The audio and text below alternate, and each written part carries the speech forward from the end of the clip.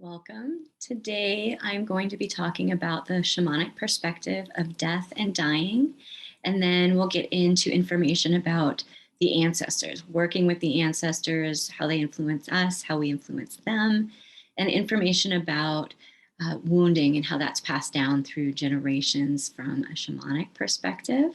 And we'll talk a little bit about what to do about that and how to heal it. So thanks for coming along, and we're going to start by setting an intention and calling in our spirit helpers. So settle in for a moment, take a nice, long, deep breath. Allow that exhale to be twice as long as the inhale.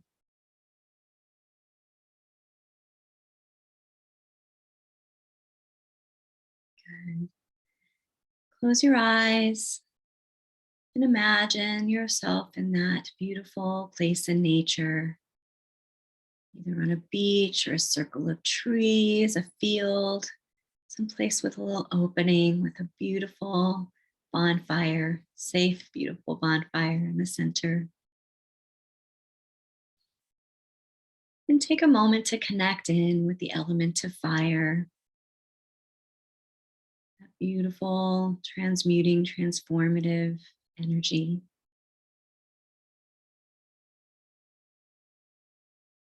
And imagine that there's water flowing nearby in a circle around you, around the fire.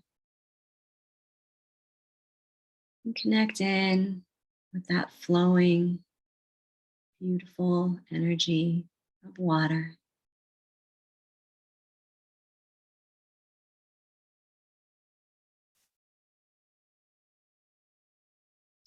And now connect into the earth below you, whether you imagine yourself sitting or standing. Connect to the earth below you, sinking your energy down like the tree, like the roots of a tree down into the earth, connecting with the center of the earth and that lovely nurturing energy of Mother Earth.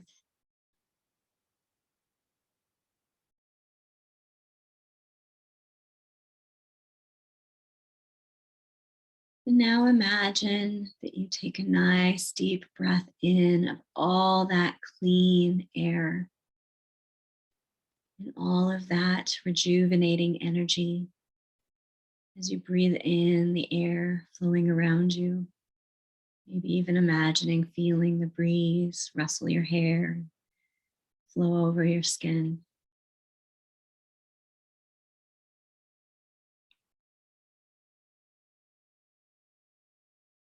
Good. Now, as you imagine yourself there, call in and notice all of the people in the circle around you, whether they're listening live at the same time or in the future. We recognize that in non-ordinary reality, time doesn't exist. And so you are in a circle with all those listening, past, present, and future, welcoming them all into the circle. Imagining that you reach out with your energy, with your gratitude, and say thank you to each person in the circle, offering them acceptance and unconditional love just as they are, thanking them for coming and bringing their energy.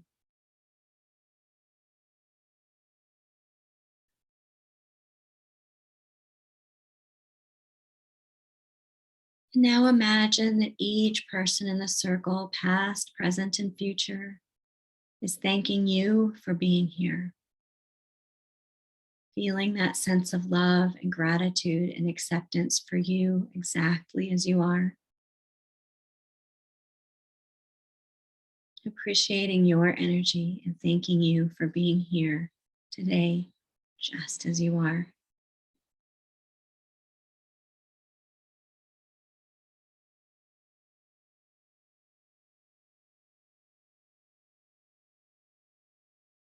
Good.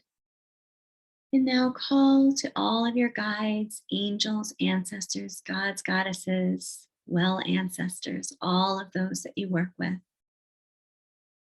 known and even unknown. inviting them into the circle, knowing that they're always eager and pleased to come and be a part of your healing, of your growth, offering guidance and wisdom.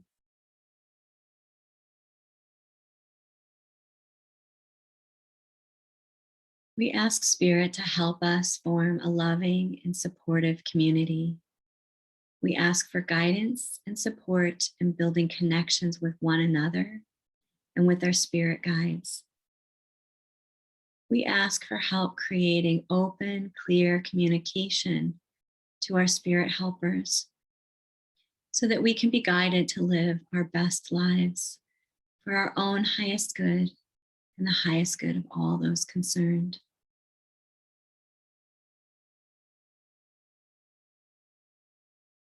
And now send your love and gratitude for those spirit helpers that have shown up,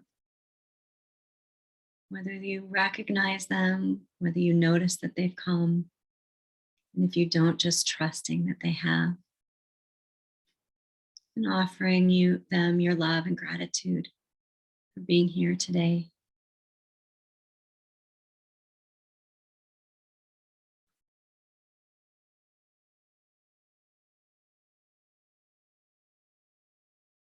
Good. Thank you for that. Now bring yourself back into ordinary reality, opening your eyes, coming back into the here and now, knowing that that place that we all go to together is there for all of us, and that each time we go there and call in gratitude and love and appreciation for one another and call in our spirit helpers, all of that energy stays in that place, and you can go and visit it anytime, building on that community, building on that sacred space and non-ordinary reality that we contribute to together. So first I'm going to talk about death and the perspective of death from a shamanic perspective. And knowing that each culture has their own way of looking at death. They each have their own rituals, their own guides and practices that they work with. So it's going to be different, of course, from culture to culture. But there are some core elements that tend to be very common in indigenous practices as we know them, as well as really ancient religions and spiritual practices going back for many, many generations and even for thousands of years. And so some of those beliefs, some of those commonalities is really seeing death as a natural cycle, as something that's an ongoing part of life. And they see it as birth, life, death, birth, life, death. So it's a cycle and we're always somewhere in the cycle. And it doesn't, that eliminates a little bit of the fear and the pushing away and the modern way that we have not only fear around death, but we kind of almost avoid it. We don't want to believe that we're dying. And some of that comes from not having a really strong connection to death, a strong understanding. There's a lot of different ideas about death and what happens after death. And sometimes that can scare people, not knowing what is going to happen with them, or even feeling that negative things can happen on the other side. So we'll talk all about that in a little bit, but just knowing that historically, shamanically, death has been something that has been just a natural cycle that we're all part of and not something to be feared. And the more that we can sink into that, the more it alleviates some of that anxiety. So moving into our ideas of death and kind of the fear of that, when we fear death, when we avoid it, when we think that it's not coming for us, or we know that it is on a conscious level, but subconsciously we don't want to think about that. We don't want to tap into that. And that sweeping that idea under the rug does let it stew in the shadow. And as we know, when things stew in the shadow, they pop up in other ways. They can pop up as generalized anxiety, as addiction, as insomnia, as anxiety, phobias, depression. So not dealing with death and really facing it and understanding it, having an understanding that works for you, can really be anxiety producing and can come out in some negative ways. So that's why it's really important to get to understand death. Also, what we'll talk about a little bit down the road is that fearing it and fearing it while it's happening has an impact on what happens on the other side, which I'll get into a little bit later. So, just understanding one of the core concepts is that it's not an ending. It's not something to be feared. That it's not something to rush into either. There's some folks that believe that life after death is so positive and so beautiful, and life here is hard, of course, that they want to get away from the experience of the here and now, and that's also not something to be rushed towards. We always want to be present in the moment that we're in. So wherever we are in that natural cycle, that's the most important moment. And with that, I'd like to just share a short little story anecdote about how beautiful a perspective of death can be in other cultures. I lived in Guatemala for a while, and as you may or may not know, in Guatemala, half the population is Mayan. And so there are still practices that go back really, really far. And in the Mayan perspective, as in many ancient cultures, there's a reverence for death and an acceptance of it. There's lots of ritual, there's lots of accepting and really just looking at death for the living. And so when I was there, there's one day that I was walking down a street, on my street that I lived on, a little dirt road, and there was this house with just people pouring out of it. There were so many people inside the house that they'd overflown out into the street. And there was this just almost a party atmosphere, but not like a big party, just more like a celebratory atmosphere. And as I walked by, I inquired on what's going on in that area. I'd never seen so many people gathering, and it was not a business at all. It was just a home. And I was told that the man inside was going to die and that he'd called on all of his family to come. And there were family far flung all around Guatemala and Central America. There were folks living in Mexico and the United States and other countries, and that he'd called them all to them. And so, of course, being an American and with my background and my cultural perspective, I said, what's wrong with him? What is he dying of? And they said, no, nothing's wrong with him. He's healthy. And so that was confusing for me. Why is he dying? How does he know that he's dying? If he's healthy, he doesn't have a diagnosis. How does he know? And it was because he was tapped into his spirituality and his connection with his spirit guides. And they had let him know that his time was coming. And so he, rather than having everybody gather for a funeral that he would not get to partake in, at least not in the physical realm, he called to all of his family to say a last goodbye. And sure enough, living there for a while longer, I checked in later, and, I forget exactly the timing, but I want to say it was like 2 or 3 weeks later. It was under a month later, he had passed away. And it was peacefully, and it was in his sleep. He had, again, no diagnosis, nothing. The doctor had not said anything was wrong. He just felt the internal shift and checked in with his spirit guides. And they said, yes, you are coming towards the end. So that is a just really beautiful example of how death can be faced, how we can face it without the fear. In our culture, we tend to, if someone says they're sick and they think, what if this is the end? What if I'm dying? Our culture jumps in to say, no, don't think like that. Be positive. You're not dying. You're not dying. And it's okay to think positive. There's good intention behind that. We both want to comfort the person and comfort ourselves. We don't want to lose a friend or a loved one or family member. So it's okay to both think positively, but also include the cycle of death as being part of that positivity. If we live, if we've got a ways to go, then we can be positive about that. And if it's not going to be that much longer, it's okay to also accept that. And it's okay to help one another through that. So, again, how do you know when you have a diagnosis, whether you're coming to the end or not? That is where all of this information that I've given so far about building altars and having daily ritual and checking in with spirit guides and really building that strong connection with spirit guide, where we get to understand, where we get to have clear communication and clear information going back and forth, that's when that becomes really important, because we can check in and ask, is this the time to focus on the lessons of the illness and on healing and what I need to know to heal and what emotional components might be there? Or is this getting closer to the end? And that's where those shamanic connections to our own spirit helpers are so important.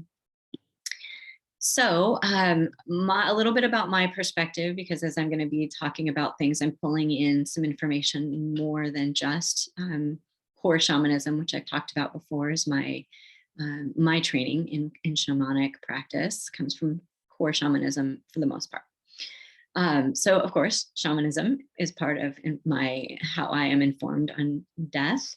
And then also I have a lot of Buddhist studies in my past and Buddhist practice. So some of that comes from that. I'm going to be talking a lot about both general Buddhism, if there is such a thing as general Buddhism, maybe insight meditation is a lot of my training comes from.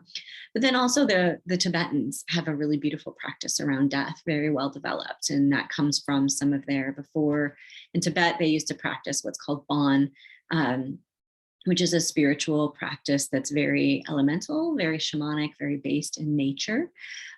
So that also informs, kind of the Tibetan Buddhist perspective, which we'll be talking about a little bit.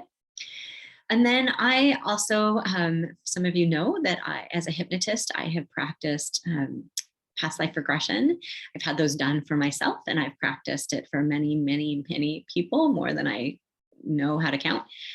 So I've been able to, hear and listen to people's past life regressions and between life regressions, gleaning a lot of information on what that is like. And then also I've done a lot of reading on near-death experience and the literature on out-of-body experience. The difference being near-death experience is when we actually do die. It's not really near death, it's kind of death and coming back. So those folks who have been on the verge and crossed over just a little bit, but not long enough to actually die and stay dead. They die for a few moments. Those are those times where the heart stops beating for a few minutes. People often are clinically dead, or if not, sometimes they just have a split moment that to us in our ordinary reality looks like a split moment of something very traumatic, and it might only be a couple of minutes, that they may not even be declared clinically dead, but their spirit has crossed over into the other realm. They're having an experience of crossing through that veil and being on the other side, and then coming back into the fold. So that's a near-death experience. An out-of-body experience is when nothing's wrong with you and your body. You're not being thrust into the other side through death. You're being thrust in through, through physical death. You're either consciously, or sometimes people just have this happen spontaneously, where you're what's called astral projections. So you're almost like a shamanic journey, only in shamanic journey, we are much more conscious of the process. We are both in our body and in non-ordinary reality. When you have an out-of-body experience, it is when you are, I'm going to say spiritually, that part of your awareness, your consciousness travels outside the body, but your body is still physically living and you're still tied to it. So I know there's a lot of nuance there, which I'm not going to get into all of that, the differences of each of those. But if you have questions or want to talk more about it, reach out, just let me know, post on the boards if you've had any of these experiences or want to know more or have questions about it. And you can also reach out to me through a private message on Mighty Networks as well. So there's clarity in that if you want, but I know it's a little bit of a complicated division between one topic and the other. But that's all kind of where I glean my information from death and the afterlife and reincarnation and the cycle. So having said all of that, I'm going to talk a little bit about, I'm going to start with what happens after you die. So again, this is from my perspective. I'm very open to the idea that everybody's experience is unique, and everyone there, when it comes to non-ordinary reality, there are so many different ways of perceiving, and our perception creates what we're seeing. Our perception and our perspective create our reality, both in this world and in the next. So know that, take all of this with a grain of salt, take in literature, see what sounds right to you, journey and do practices, talk to your spirit guides, formulate something that works for you. These are just my ideas and ideas of reading and hearing from many, many people who have journeyed and crossed over in their own ways. So with that disclaimer, what happens after you die? Many cultures believe in what the Tibetans call the bardo. So this is an in-between. There's a little bit of a transitional stage. One of the more common numbers for how long that takes is 3 days. But again, everybody's experience is different. I don't think that that's a hard and fast rule by any means. But there are many cultures, and I tend to buy into the idea that there's a little bit of a transition period. So when we have crossed over, our physical bodies are declared dead, but we're just kind of floating in that area of almost in between. It's like our body is adjusting to, not our body, but our astral body, our soul body is adjusting out. Just like I don't think that when we're born that we'd have any point where we're instantly embodied. I think that it's a slow going process. I think the reverse is true also, that we disembody slowly and take a little bit of time to adjust our energies, adjust our consciousness, adjust our awareness to that. Some cultures that have this belief that I'm aware of, and there's probably many more, but the Tibetans have like I said, they call it the bardo, so I'm just going to refer to it as that. The Celtic folks have also that as well. They lay out the body for 3 days and have a wake, and sit with the body for 3 days before there's burial or cremation or whatever they do, because there's the idea that there's a transition period. The ancient Egyptians had a transition period. The Romani have also a kind of a bardo, a place in between that they go. So it's a well-established idea that the transition isn't quite instantaneous, and that there might be a little bit of a way station, if you will, that you're changing, you're shifting your consciousness. So when you're kind of living one of the things that happens often, that's reported for folks that have died and come back, that near-death experience, is that there's a life review. And this is also in the literature of the Tibetan Book of the Dead and the Egyptian Books of the Dead talk about this as well, that kind of bardo, that transition period, and the life review. So many, many people that have come back, have died and come back in a near-death experience, report this. And a life review is just what it sounds like. It's literally just having what feels like a split second, but at the same time goes on. Again, time is not the same on the other side. Where you're seeing all of your life and all of the events of your life. Many people report feeling the things that they have done to others. So none of us are perfect. We all have different amounts of inflicting pain and suffering on other folks, intentionally or not. And sometimes we really feel that pain of others. We definitely feel through all of our own, pain and suffering, and see that. Many times that life review also includes, people report a very non-judgmental perspective of it. So even when you are feeling and seeing the pain and suffering that you've inflicted on others, you're not judging yourself for it. And vice versa, when you're going through your own events and people have sometimes even very severely victimized us as individuals, when we see that in a life review, there's no judgment, which really speaks to the shift in consciousness between how we feel and experience things as humans and how we feel and experience things when we cross out of our bodies and into the other side. That idea of judgment is not the same. We like to believe in people being punished, but yeah. So I won't get into this too much because there's so much territory to cover. But On the other side, judgment is not the same. And so if you're waiting for people to be hurt and suffering on the other side who have hurt and made you hurt and suffer on this side, just know that while they may get other opportunities through reincarnation and through other types of schools that the soul goes through, other types of growth and learning, it may not be, it's not like going to jail. It's not like punishing people in a punitive way that we have created for ourselves as humans. So I'll talk about that a little bit more when we get into the creation piece. So another part that happens kind of in this bardo, this between thing, and this is reported by a lot of folks, both who have had near-death experiences and just folks that are still living. And maybe some of you have experienced this, when we're in the bardo, because we're still close to our here and now, oftentimes people are visiting the living, the people that they love and they're close to in that stage. So if you've known someone who's crossed over and had that really intense dream, or even just a feeling, or even a visitation where you could physically, with your eyes and your senses, see or smell or feel or hear someone who's crossed over, that's that kind of transitional bardo piece. And that doesn't mean that once they're out of the bardo and they've crossed further into the other realm, that they can't come back and visit. Oftentimes they still can, and sometimes do.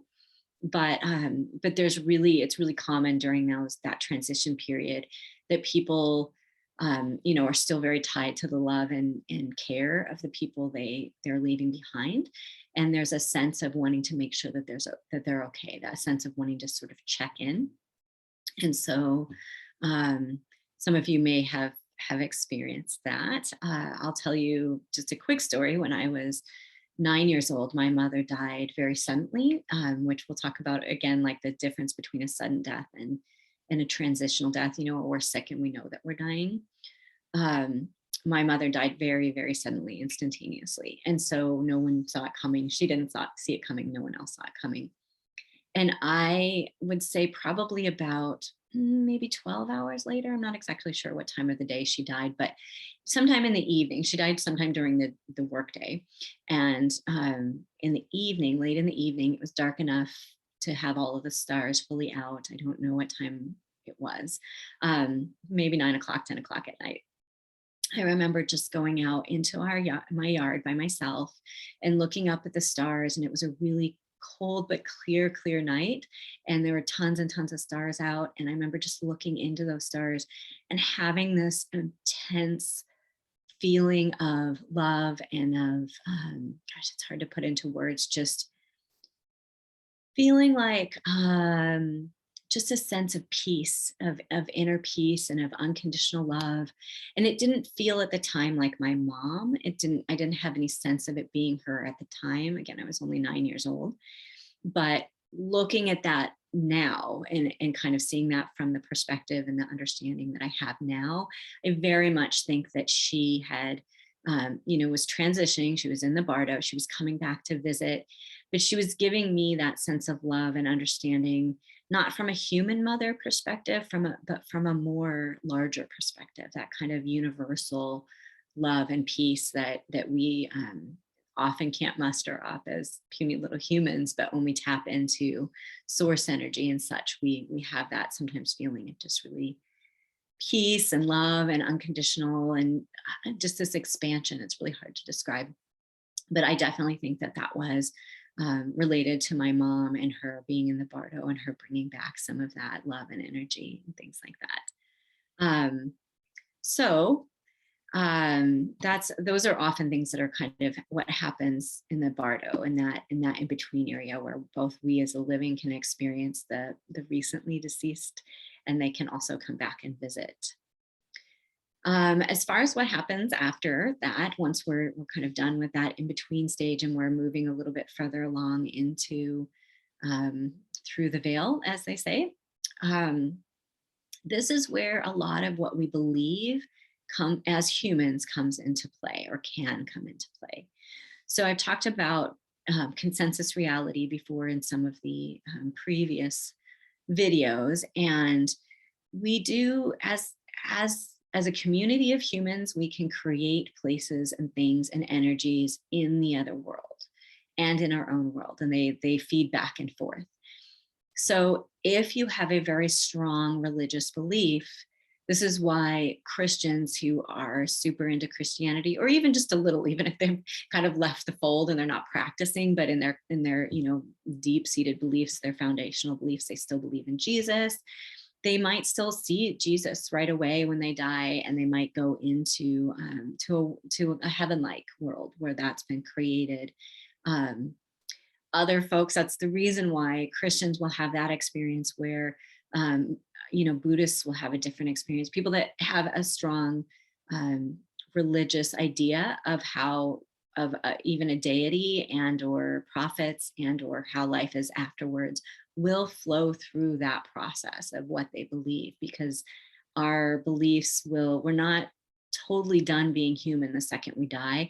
Even when we're done passing through the bardo and we're moving into the other side, think of it all as school. This here is a very physical, very dense life school, as we're here as souls embodied in the human world. But we don't necessarily just leave that human world when we die. We can still be um, learning in different kinds of schools that we've created due to consensus reality, because of what we believe so strongly as a group. And even as an individual, people who have an idea that they've come up with totally on their own can still experience that. They can create that reality for themselves in their um, post-human afterlife. And it still is a school. You're not ever, everything's a cycle. Like I said, everything's a process. You're not ever really stuck in one.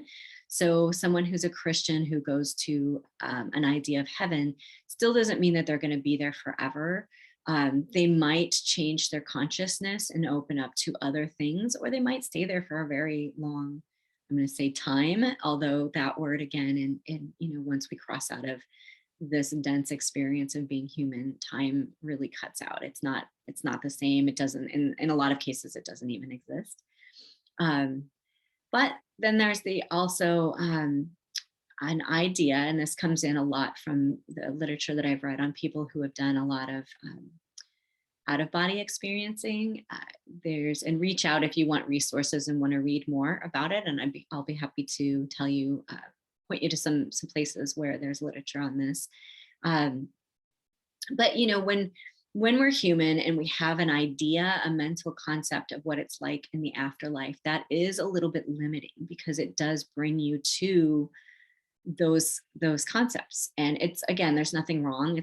There's no judgment on the other side. There's no good, there's no bad, there's just experience. But you are a little bit limited in your school if you are tied to a human concept.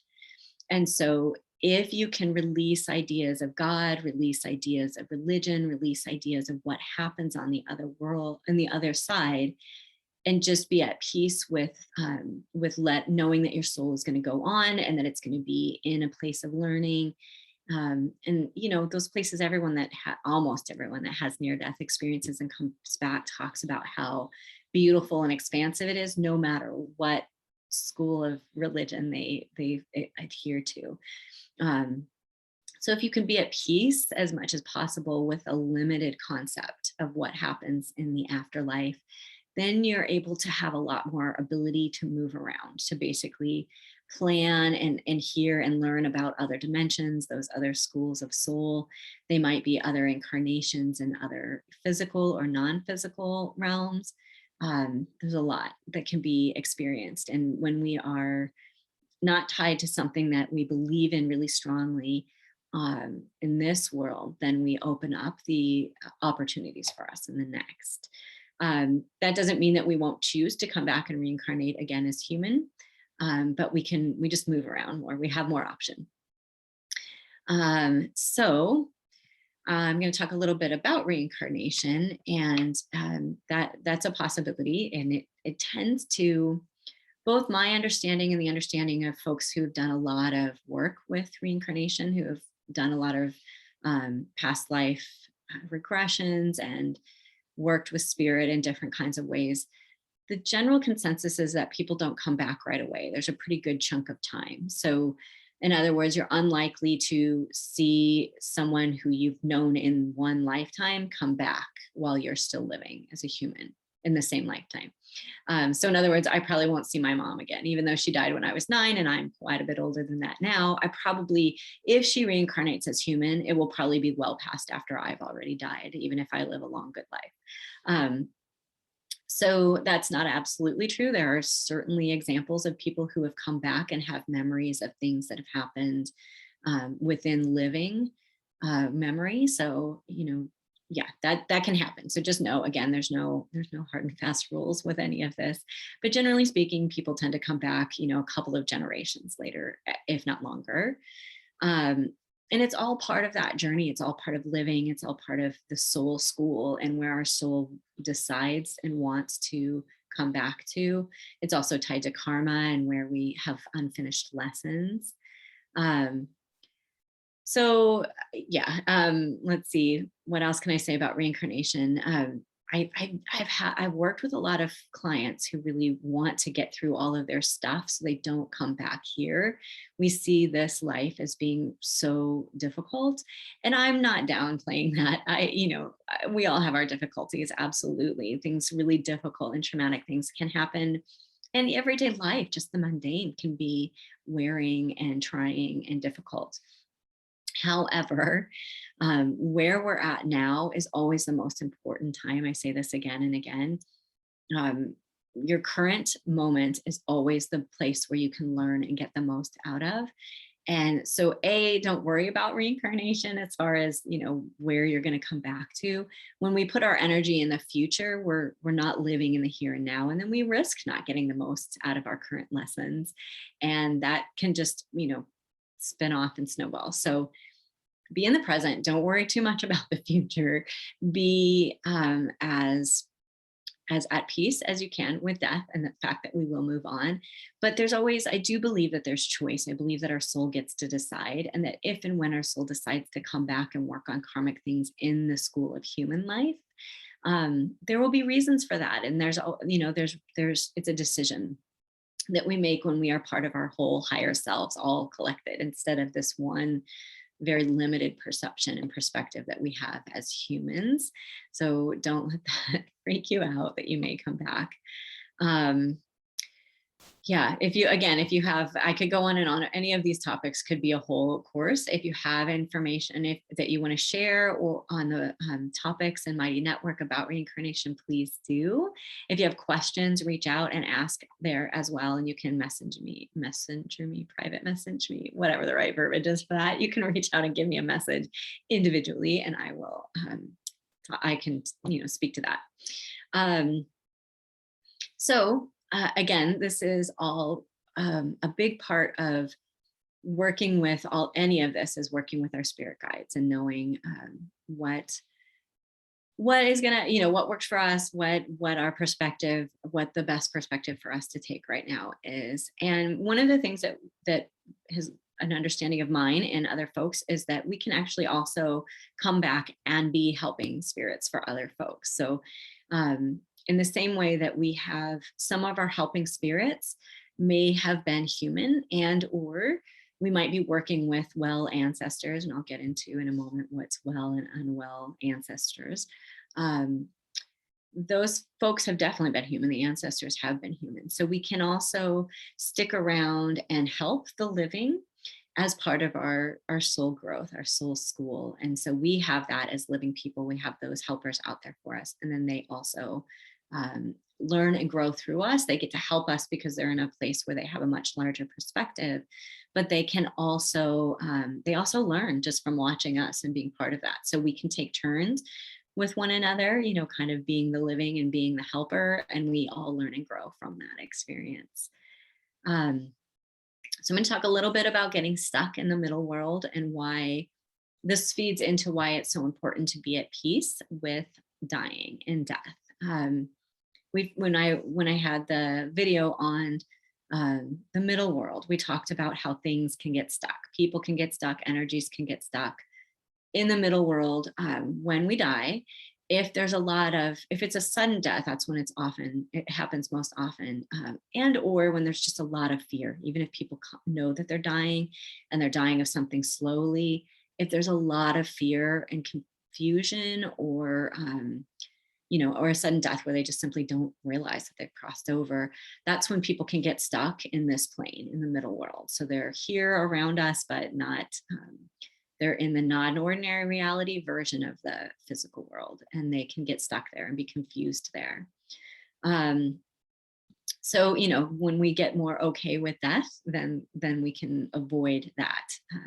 And that's something to be avoided. That's not a fun place to be. It's never a permanent place to be. People can, on their own, they can just slowly begin to understand that they're stuck in the middle world, or if there's someone they can call out to. And this is when having those deities and spirit helpers, whoever you work with on a religious or spiritual level, if you call out to Jesus or your power animal, it doesn't matter. There's someone that's going to come and help you cross.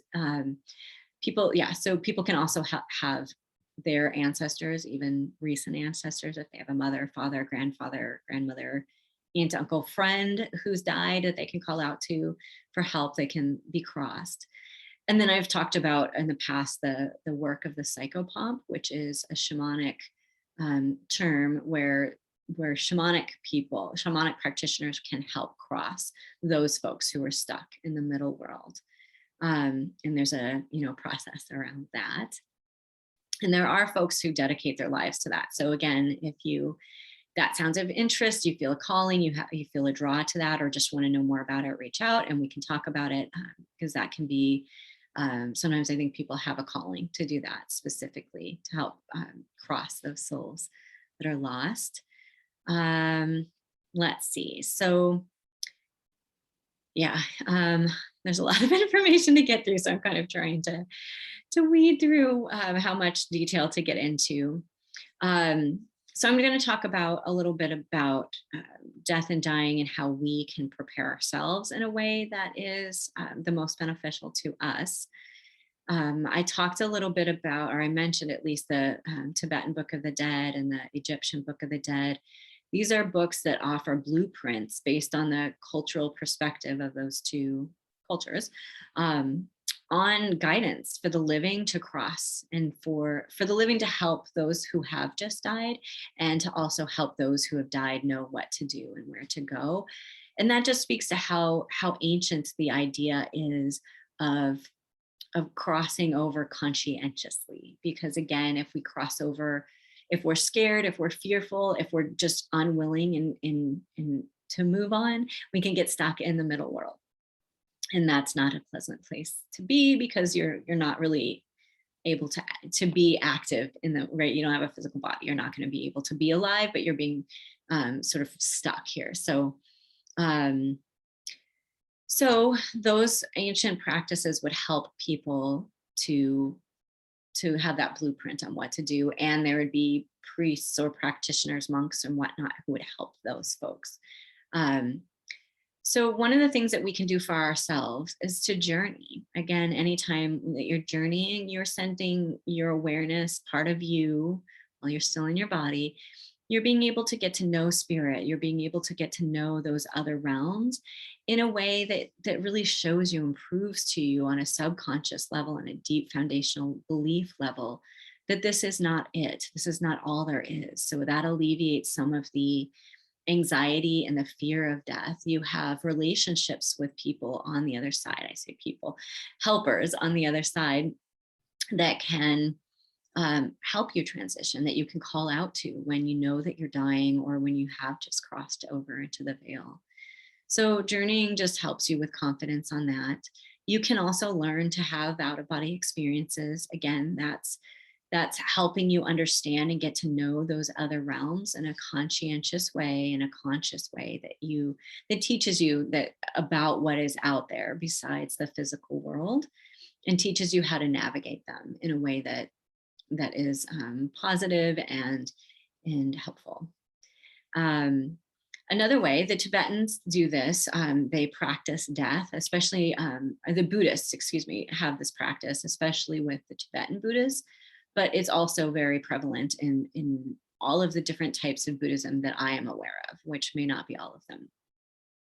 But there's a meditation where you literally practice death.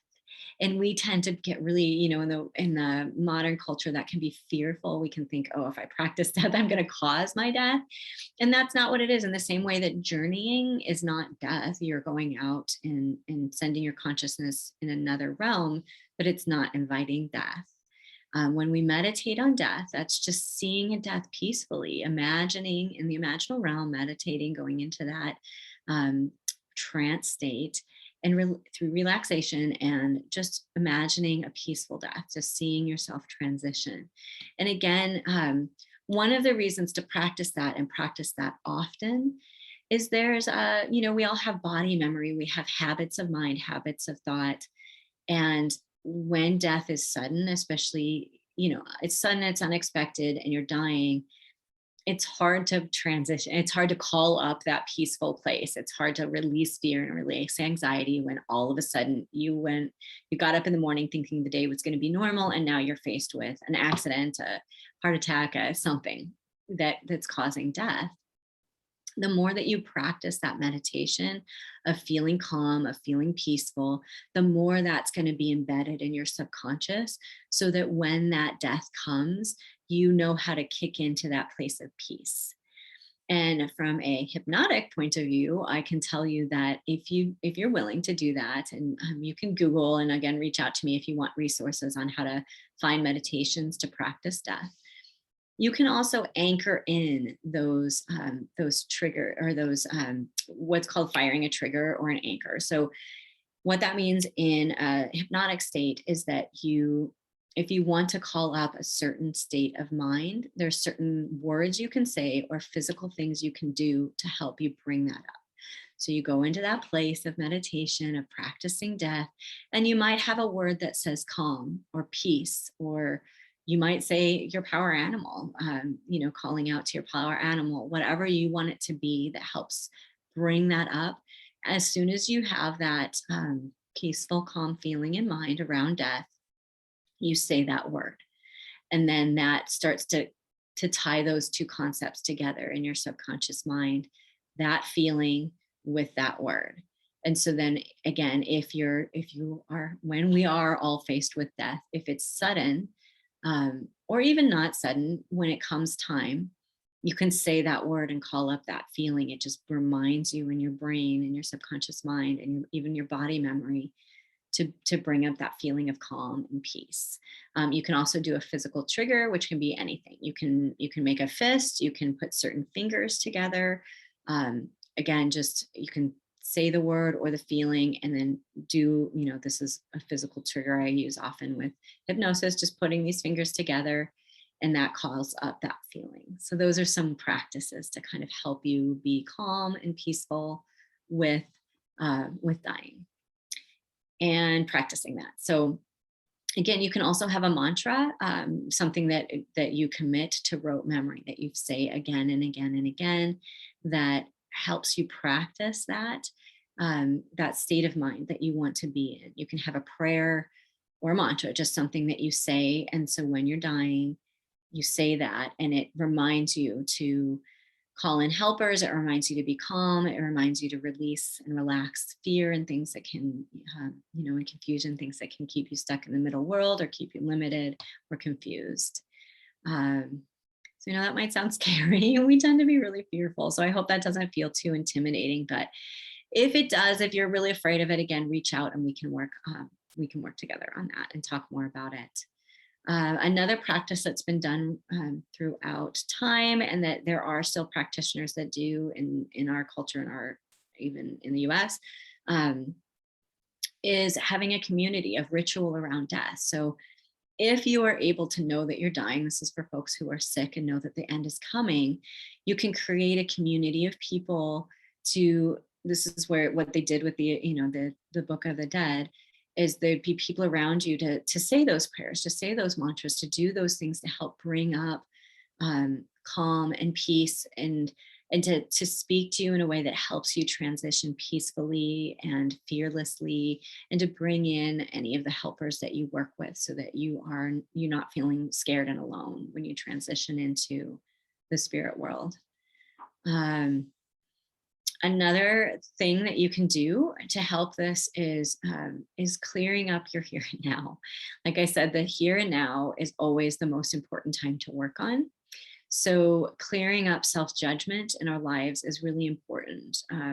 If we can be at death and practice being at peace and practice self-acceptance, that's very helpful. One of the things that can kick people back into the here and now and keep them stuck is, oh no, I'm dying. I didn't know that I was dying and I didn't get that one thing done. I never told that person I was sorry. I never alleviated, I never told someone that I love them. I never made peace or made something right with my past. And those kinds of things can keep us clinging. And also those things can keep us in the cycle of reincarnation, bringing those lessons forward. So if we're at peace as much as possible, tell those people that you need to tell that you love them, be vulnerable, come from a heart space, and let go of self-judgment, those things that you have done that are wronged, that have wronged others.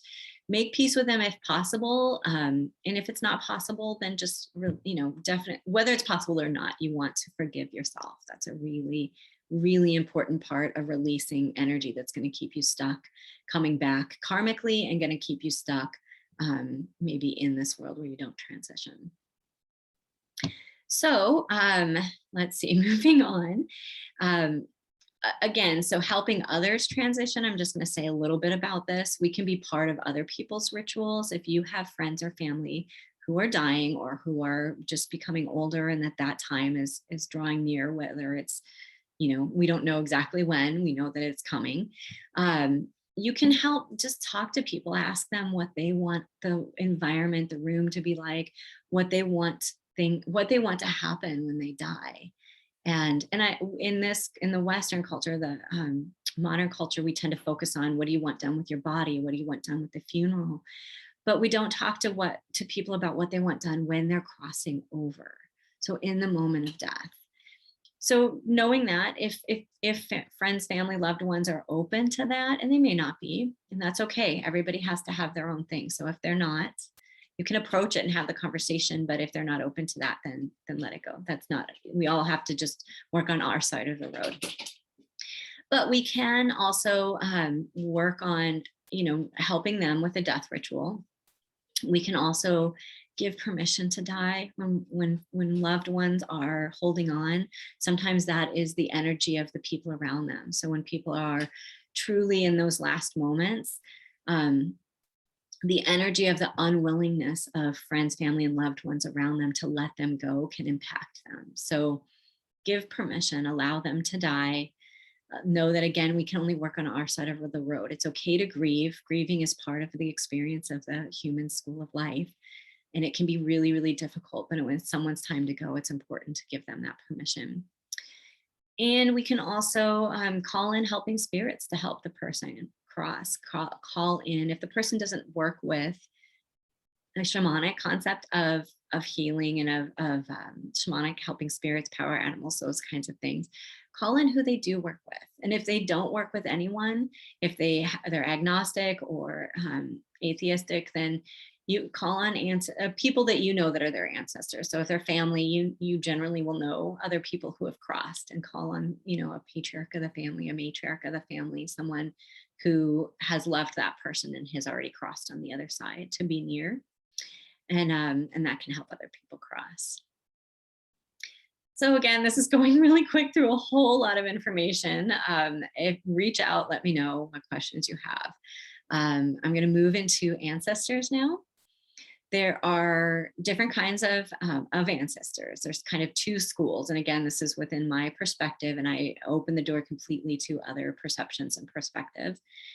But the way I think of it is there's the biological family line. So that those are your relatives in the body that you live in right now as a human, your DNA, your folks, your parents, your grandparents, great-grandparents, and on and on and on. So that's your kind of physical family line, your biological family line.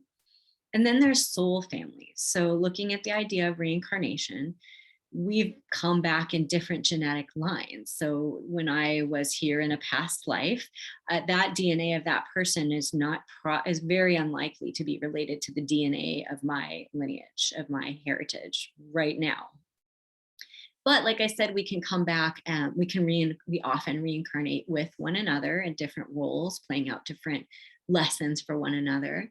And then we also have times where we skip being human and work on the other side as spirit helpers, as ancestors, as guides with people. And there tend to be kind of clusters of souls, I'm going to say. They're often called soul families that we reincarnate with. So those folks are not maybe in our current lineage. That person may not be my mother, my grandmother, my grandfather. They may not have been incarnated in the family DNA line of today.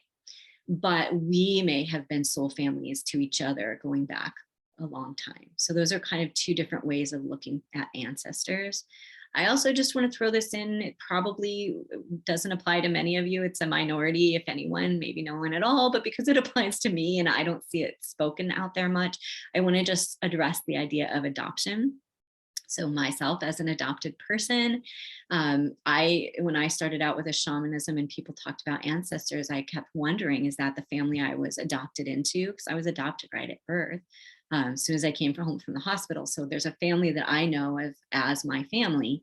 And then there's a family line that I, did not grow up with, but share DNA with. So guess what? Yay, for adopted folks, you have both lines to deal with. You have four. You have the maternal and paternal lines on both sides, your adopted family and your biological family. So lots more to work with for adopted folks. And if you have questions on that, please reach out.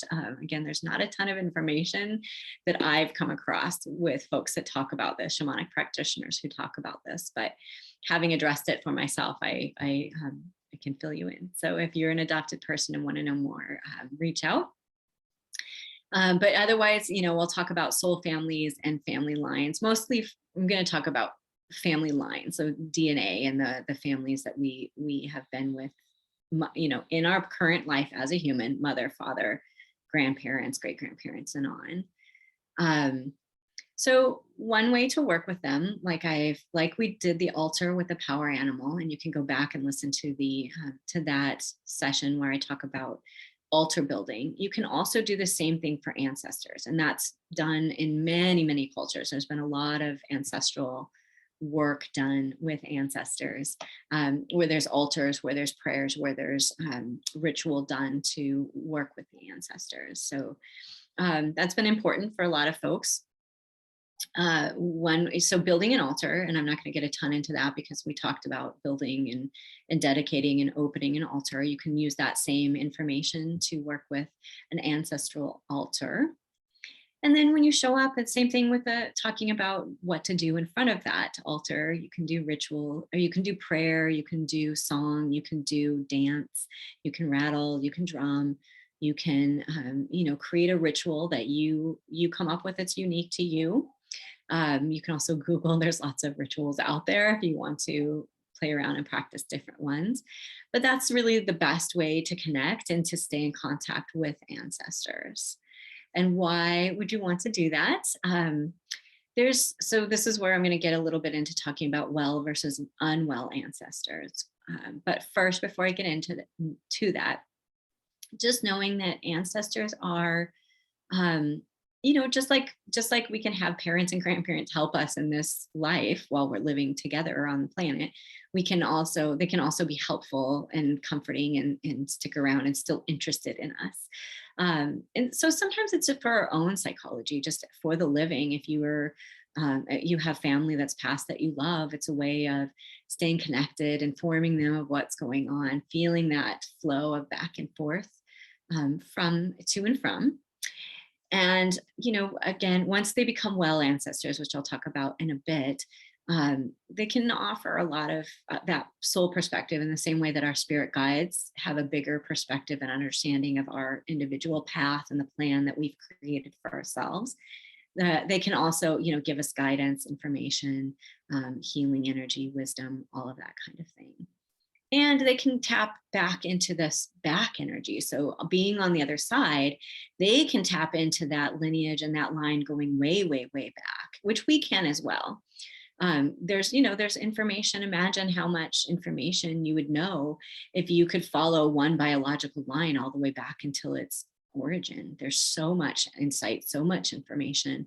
Um, about everything, every possible experience. So all of those experiences in that line can be pulled and drawn upon the wisdom and the experience and the guidance, and really tapping into, again, I always say the here and now is the most important time. So when I'm walking my life as an individual right now and I have questions, I can tap into that ancestral wisdom to guide me and to get answers, real world answers into what I can do on my own path. So that's kind of the why you'd want to tap into that.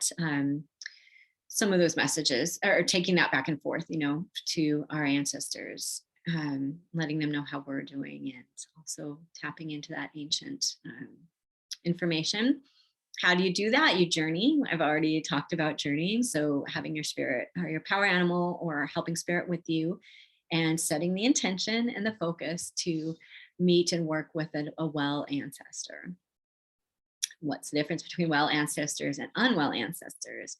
So, just like I talked about the bardo and passing over and how people can get stuck and how those karmic things can still be playing out, all of that can tie us into this world.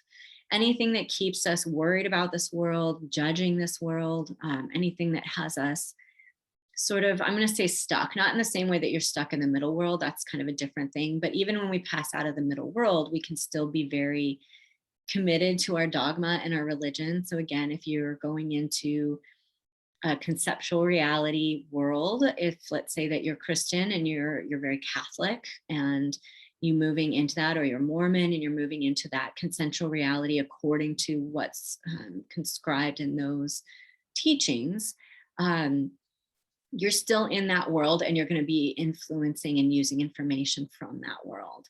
You can also be, depending on how far processed you are, it's a terrible way of saying it, but how far along you are in your own spirit journey. Like I said, we can spend a lot of time still working through our concepts of being human and our human concepts, even in the afterlife. And so sometimes those judgments and things come through. So in other words, if you, let's say that you are an LGBTQ person and you're dealing with an ancestor that's recently deceased, a parent or grandparent who's very, very tied into one of the religions that don't believe that it's okay to be gay, that information, they can still be informed by that. So if you're doing journeys and you're talking to them, they may still have that concept of the afterlife, of good and bad, right and wrong, all those types of things. So when we tap into the ancestors, especially the recently deceased, those that we've known, or even the great grandparents that maybe we didn't know but we know of, they may still be in those conceptual realities where they're working through and they're giving advice from that perspective.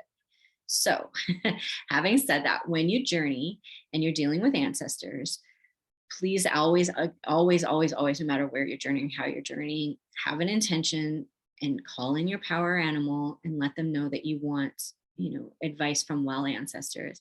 It's okay to visit the non-well. If you have a grandparent that you just really loved, but we don't know what stage they're in their development in the afterworld and the soul school that they're in, they may still be bringing in advice that's based on a concept that is limited, I'm going to say. So it's okay to visit them. It's okay to ask them for information, but just take it with a grain of salt and filter that through your power animal or helping spirit on whether that information is truly right for you. So you can also set the intention to find well ancestors, and those are ancestors that have well processed through all of those conceptual realities. They have pulled themselves beyond any kind of human concept, any dogmas, any religions, any beliefs that are earthbound, and they have a much larger perspective of things. They're coming from more of a source, universal perspective of things. And when we set the intention to go to those well ancestors, that advice can pretty well be trusted. Again, I would say always, it's never ever hurts to just ask your spirit guide, is this advice good for me? But well, that's the difference between well and unwell. The unwell are still working out their human stuff and may still be limited by human concepts. The well ancestors are kind of those ones that have moved far beyond and are just sticking around to help humanity. And they've committed to that. And so they're at a sort of larger perspective. I'm going to talk just a little bit, just because this has been a lot of information that's taking up a lot of time. But again, reach out if you want more information. I'm going to talk about ancestral wounding. And that is just like we've come to understand in psychological terms, how generational wounding can happen, how cycles of abuse can go from family to family, how things like racism, slavery, caste systems, poverty can all affect a group of people down through the generations. We've even seen where things like the Holocaust, now that there have been multiple generations since that happened, we can see where people are damaged from that, even once they've been removed 3-4 generations down. So there's definitely trauma that can happen within a group of people, within a family, even to an individual, that's damaging enough that it can be passed down through generations. And so the same way that we have that understanding of how that happens on a psychological level, that shamanically, we believe that that also happens on an energetic level. And that it can become a karmic lesson, or it can be from a karmic lesson. So in other words, that might be something that a group of people came into this life having known, having planned. And that's not it. Please don't think of that in the way of blame. I'm not saying at all they did it to themselves. It's not a victim blaming thing at all. It's a matter of, we want to come into this world and experience this kind of trauma so that we can experience this kind of learning and this kind of growth. And that can be not only on an individual level, but again, on a group level, where it's being passed down generationally or through groups of people. Please, I know we tend to jump to that as a blame thing, like that means that if I'm affected by racism, then I chose that. That is not at all. It is what I'm saying, in a way. You chose it on a spirit level. It's not victim blaming. It's not, again, there's no judgment on the other side. We all choose lessons, and we come into this world with certain lessons that we're carrying on for ourselves, and that we're carrying on as a soul family, and that we're carrying on as a whole community of spirits that are returning as humans and connected to the human experience. That said, we do that conscientiously, and we do choose things for ourselves and for each other. And sometimes we even choose to be perpetrators when we're on the spirit world in order to come in and learn from that. So as hard as that is to hear, to say that there's no blame, once we take that to a soul energy level, we are all one. Everything and everyone is all one. We are all connected. We are all part of the source, and everything that we do to hurt others and everything that's done to us to be hurt is all experience and learning that's brought back to the whole and seen as experience, and on a very neutral level. So again, if that sounds hard to hear, toss it out, do what's right for you. Any of my teachings, I've said all along, are reach out to your spirit guide, find out what's right for you. And some teachings resonate with people, some don't. So throw it out if that doesn't feel right to you. But ancestrally, we can be damaged on a karmic level, again, because there's a lesson that has been decided to be learned, both for perpetrators and for the people who that's being done to. Ancestrally, we can have things that are hurting us on our mother line or father line, things that have followed through. Those are where psychologically we'll see cycles of abuse. And even when the abuse hasn't been experienced for a long time, there may still be lessons, karmic imprints, traumatic imprints, energetic imprints that are following down through. So in other words, maybe 3, 4, 5 generations ago, so far back that no one living would be able to tell you about them because they don't know anything about them. Those folks may still have experienced trauma that's still impacting you in certain ways because it hasn't been healed on that energetic level yet. So that's where ancestral healing comes in. One of the best ways to do that, again, I always say, here and now is the most important thing, the most important time. Clearing up your own karma, looking at your own lessons, your own patterns, whether you recognize them as ancestral or not, finding ways to heal from our own patterns of hurt, of putting things in shadow, of sweeping things under the rug. That is the best way that we can heal ancestrally and individually. Because if we heal ourselves in that, we don't pass things on into the future. If we heal ourselves, we stop that process, and we don't, it, kind of the buck stops with me. And so that is a good way to heal. Also, when we heal ourselves, again, on the other side, time doesn't exist. And so healing ourselves can work in both directions. If we forgive ourselves, if we're non-judgmental with ourselves, with others, if we really release and let things go, that can give permission. That can be the ripple that resonates back in time through the generations.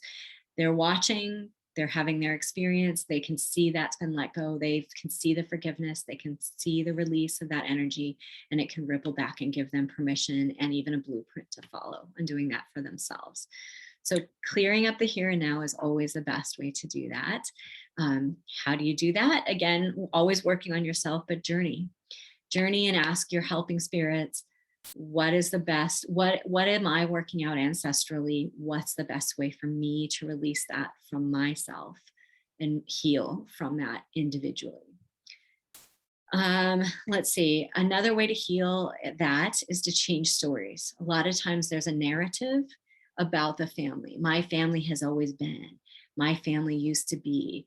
Changing those narratives, changing places where we identify in certain ways, is a way of, again, healing, because we lock each other in with that consensus reality. When I no longer see myself as being victimized by this kind of trauma, or I'm willing to let go and forgive trauma and abuse done to me, then I reframe that story. I can tell myself I'm a different story of me and a different story of my family. So when we lock our families into narratives, and this is usually the family that we know, when our parents, we believe really strongly in a story of them, then that's locking them into the story. And when we believe the story of our grandparents and whatnot, that's locking them into that narrative too. We're all holding that as a conceptual reality. So when we can release and let go, that again gives permission, it releases and lets go. It gives other people, the more of us that release and let go, the more we change that consensual reality. So more information on that, please reach out. In the future, I will be doing more trainings and teachings around forgiveness and releasing, and that's a big, big part of this. So bear in mind that's coming. And then we can just send light and love. And again, this starts with ourselves, and then it moves back to parents, grandparents. Send love, whether they're living or not, whether they're living or they're passed on. Hold them in love. And I know that's hard to hear sometimes. I completely understand and identify and have been through some serious parental abuse. So I know it's hard to hold those people in light and love that have hurt us and damaged us. It doesn't mean that you condone. You can even send it not to them directly, but indirectly. Set an intention, either a meditation or a journey. Bring in your spirit guides, your power animals, your spirit helper, and say, I am sending you love to send to my parents or my mom or my dad or my grandparent, or even back through the ancestral line. Just feeling that energy. Think of someone who you do love, who's easy to love. Bring up that feeling of love, and then hand that feeling and that intention to your power animal, your helping spirit, and have them bring that back. Because I know sometimes it's hard to love on them directly, and that's okay. Forgive yourself where that's hard. So those are a few ways to kind of work on the healing and the releasing of family lines. There's a lot more work that can be done. There's a lot of shamanic training that's a little bit more advanced on healing the family line and the ancestral line. If that's of interest, again, like always, reach out, let me know. I'm always going to be building more trainings and more information around what people express interest on. So let me know, out of all of this, what rings true, what you want to know more about, and then I can do more on that. So having raced through all of that information, I'm realizing now, I apologize. Once I got going on organizing my thoughts on this, I realized like death and dying could have been one, and ancestral line could have been the other. Um, but right now, I wanted to just also say, if you're listening to this in a time either in October of 2021 or down the line in October, multiple cultures recognize the thinning of the veil around Halloween. That's kind of the pinnacle of when the veil is thin. And then on either side of that, there's kind of a, rising up and then a receding back. So this is a great time. October is a great time to start an ancestral altar. And I'll let you know my practice. I don't have one open all the time. I open one in October, and then just kind of through the end of whenever it feels like I get that sense that it's really just closing back up, then I put all of those pieces away. And I have a separate altar from my regular ritual altar. But that's what I do, is just part of my ancestral healing, and also healing myself, is having that altar, sending light and love, even to those folks that are difficult, and letting them know, putting out my energetic boundaries. For those that I feel have damaged me individually in this life, but who have crossed over, I let them know. Thanks for being interested in me and wanting to watch and know how I'm doing and check in. Know that your energy is not going to flow to me, but if you want to, but I offer forgiveness, I offer light, I offer love, I offer prayer and blessings for their healing and their process. But I kind of put out up that boundary where that information, where their stuff's not coming through to me, unless they're ancestors that I know are well and doing better. So